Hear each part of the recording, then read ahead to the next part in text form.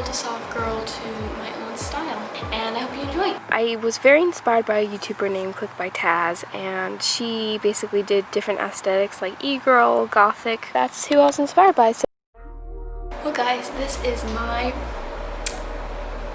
soft girl look.